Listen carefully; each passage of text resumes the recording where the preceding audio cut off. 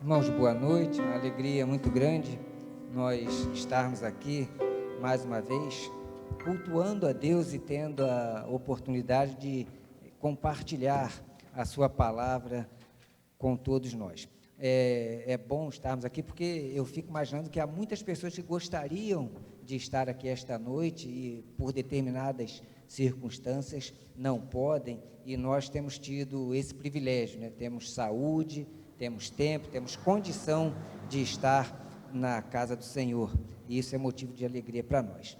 Eu quero ler para os irmãos um texto, que é um texto muito conhecido. Ele fala sobre Moisés.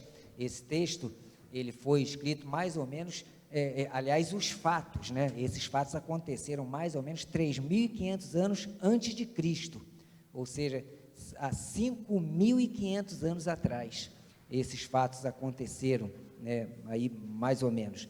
E eu gostaria de convidar os irmãos para que abrissem aí as suas Bíblias, no livro de Êxodo, capítulo 2.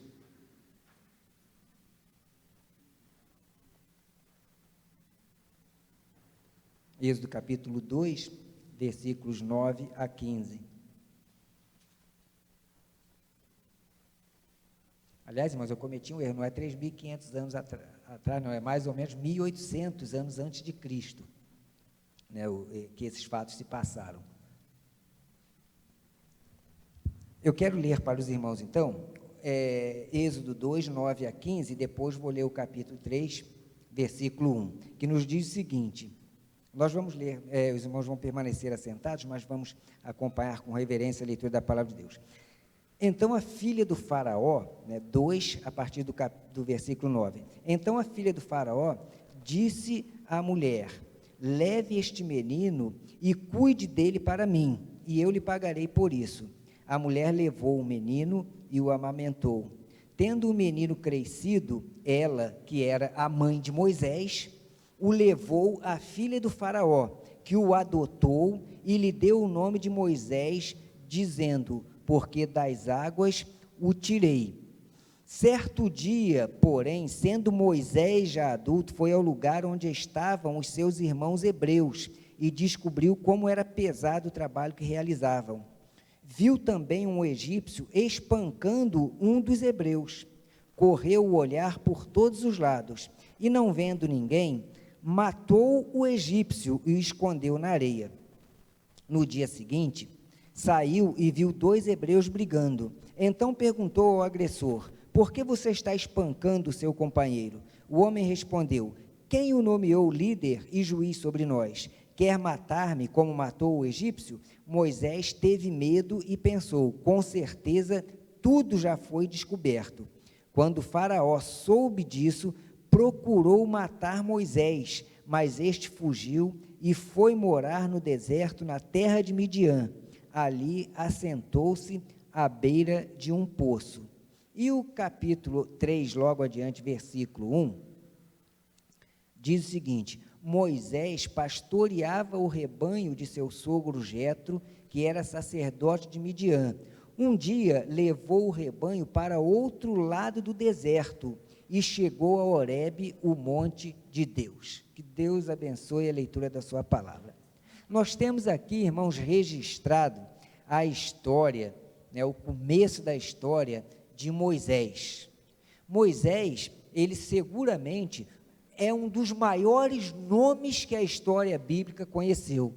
Moisés foi o único servo de Deus, à exceção de Jesus Cristo, a reunir a qualidade de sacerdote, de juiz e de administrador, como profeta de Deus. Então ele era ao mesmo tempo administrador de todo o povo, ele era sacerdote, juiz e profeta. São qualidades que nenhum outro servo de Deus, salvo Jesus Cristo, reuniu em sua pessoa.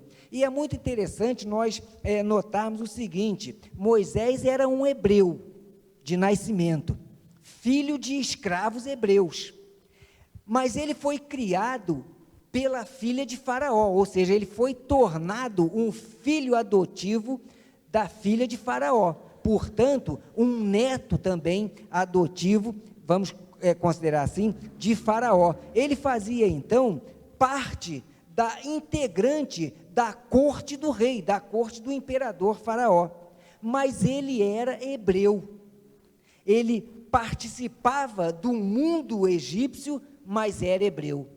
A sua qualidade inerente ao seu nascimento não foi perdida com o tempo, porque, embora ele tenha sido da corte de Faraó, filho adotivo da filha de Faraó, ele foi criado por sua mãe, pela providência de Deus, porque Deus já tinha um plano para a vida de Moisés. Ele foi adotado pela filha de Faraó, mas criado pela sua mãe legítima, uma hebreia. E esta mãe que o criou, passou para ele todas as orientações, ensinou-o a temer a Deus, a servir a Deus, de forma que, em um momento determinado de sua vida, Deus pôde pegar Moisés, trabalhar a sua vida e usá-lo poderosamente para libertar e conduzir o povo hebreu à terra prometida. Então Moisés, ele foi criado na opulência, ele foi criado desfrutando de todos os benefícios da corte real. Moisés tinha poder, tinha conhecimento, tinha formação, porque foi educado também com os conhecimentos egípcios, era uma pessoa respeitada, afinal de contas era neto de Faraó. Mas, sendo um hebreu, ele um dia, vendo que um dos seus irmãos consanguíneos, um dos seus irmãos também de nascimento, era atacado por um egípcio, o que é que ele fez? Ele pega e, para defender um dos seus, um do povo a quem ele pertencia, ele mata aquele egípcio e esconde o corpo. Hoje, se fosse um crime assim, nessas circunstâncias cometido hoje, Moisés seria acusado de homicídio com algumas qualificadoras e por ocultação também de cadáver.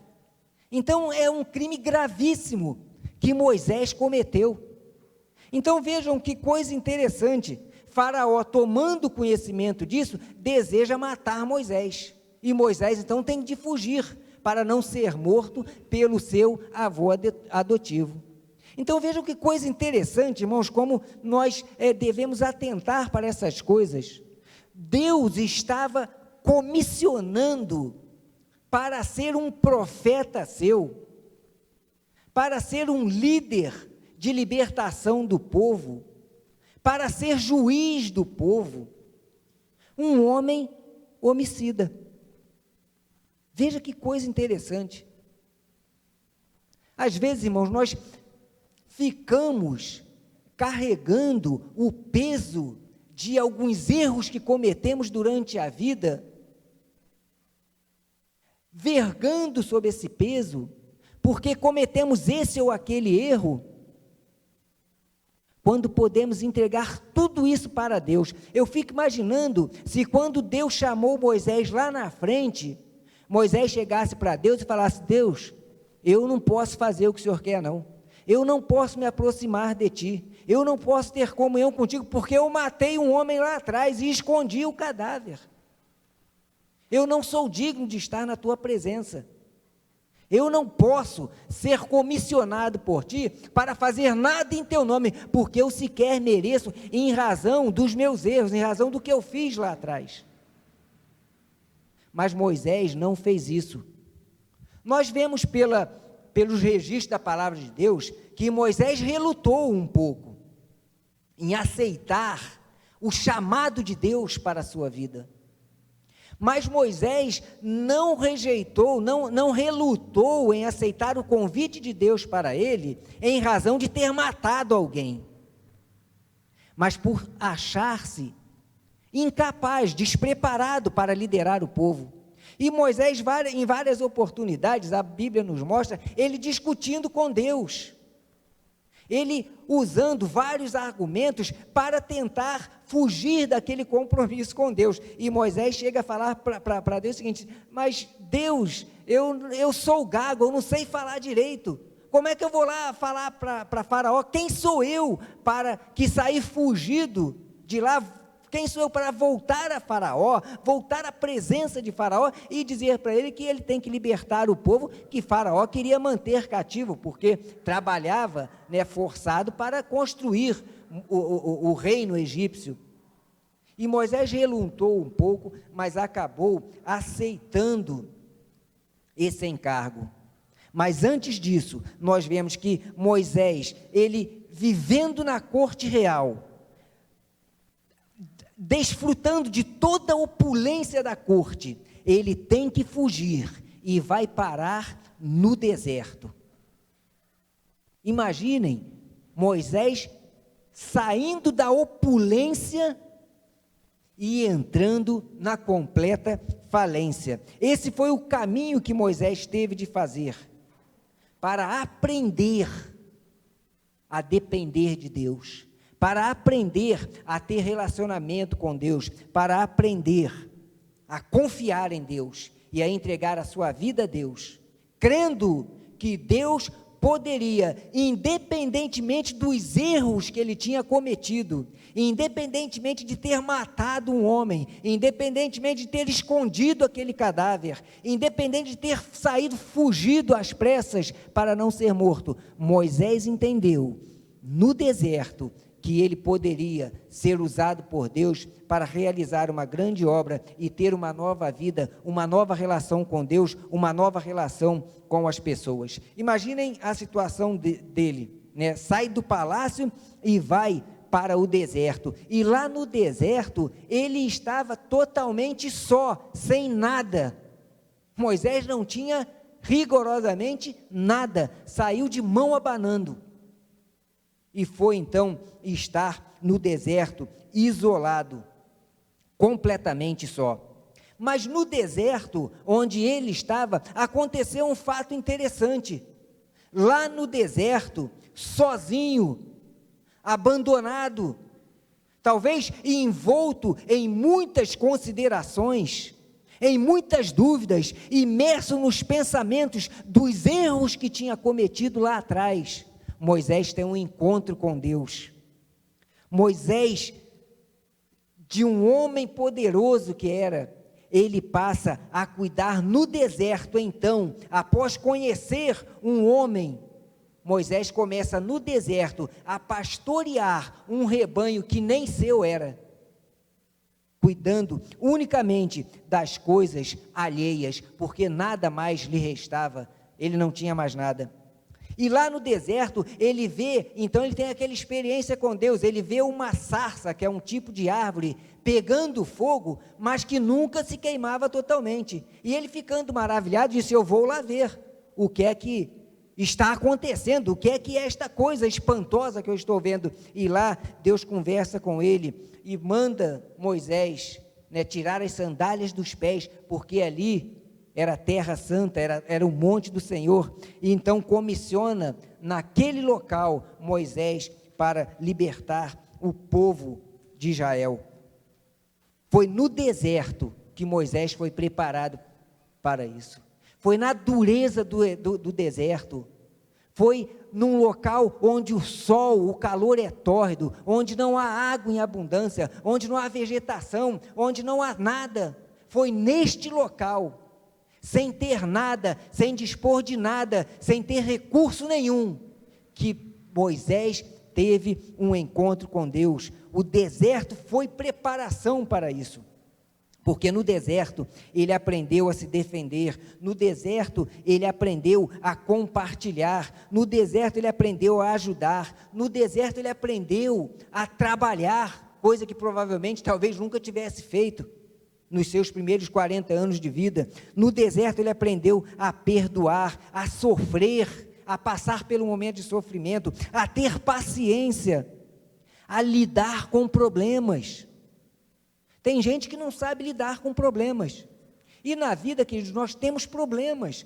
Todos nós temos problemas, todos nós temos dificuldades, todos nós passamos por lutas e nós precisamos aprender a lidar com estas questões, porque quando não sabemos, nos desesperamos.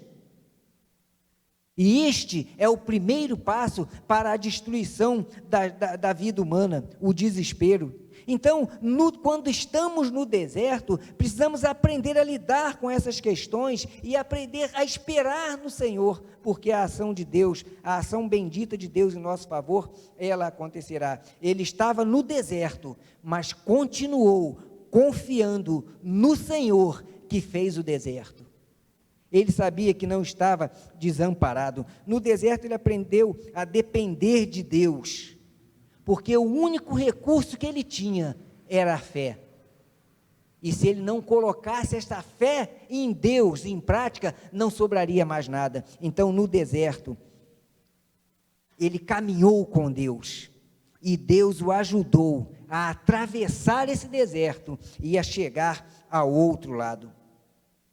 Moisés aprendeu no deserto, teve uma experiência tal com Deus no deserto, que ele se transformou num dos maiores líderes bíblicos que a história da palavra de Deus registra. Ele alcançou o outro lado, ele passou pelo deserto, ele cruzou o deserto e chegou com segurança ao outro lado, porque confiava em Deus e não abandonou a fé em Deus, mesmo vivendo o momento mais difícil da sua vida. Sabem, queridos, por vezes nós nos encontramos assim, nós estamos no meio do deserto e estamos sofridos, desanimados, duvidosos, e precisamos nessas horas ter um encontro com Deus.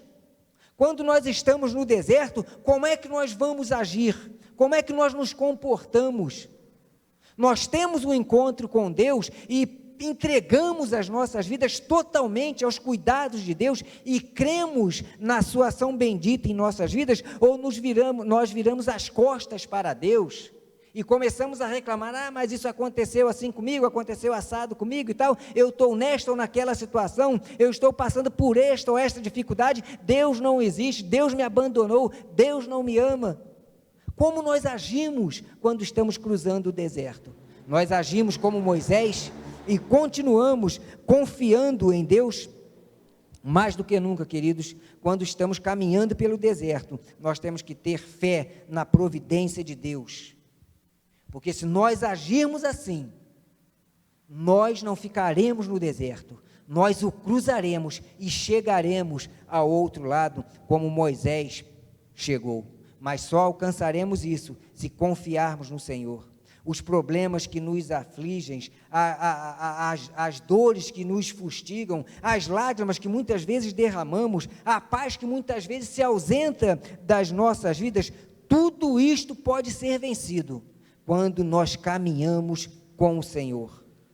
E caminhando com o Senhor, nós chegaremos ao outro lado, onde o descanso é certo, onde a presença de Deus é consoladora, porque Ele mesmo dirá, o Senhor Jesus dirá para nós: vinde a mim, bendito de meu Pai, e possuís o reino que vos está preparado desde a fundação do mundo. Quando nós caminhamos com Jesus, quando nós caminhamos com o Senhor, cruzando o deserto, nós chegaremos ao outro lado e receberemos de Deus o descanso, o conforto, o consolo que nós precisamos.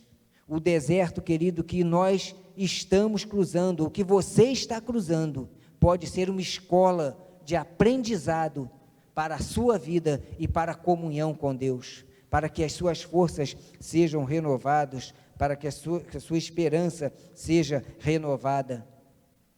Muitas vezes Deus permite que passemos no deserto, para que tenhamos uma experiência com Ele, uma demonstração do seu amor, do seu cuidado por nós. E quando estamos assim, Deus se revela a nós, da mesma forma que Deus se revelou a Moisés, com aquela experiência magnífica.